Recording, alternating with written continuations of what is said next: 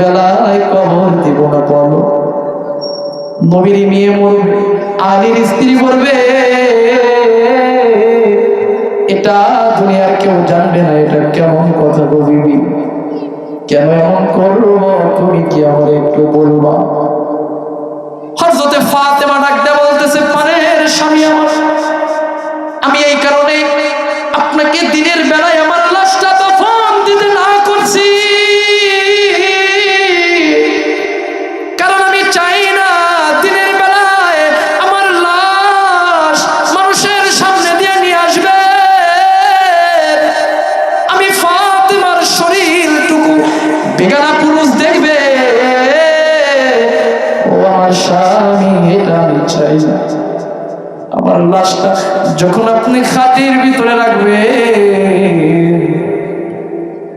আমার লাশটা যুবকরা দেখে ফেলবে।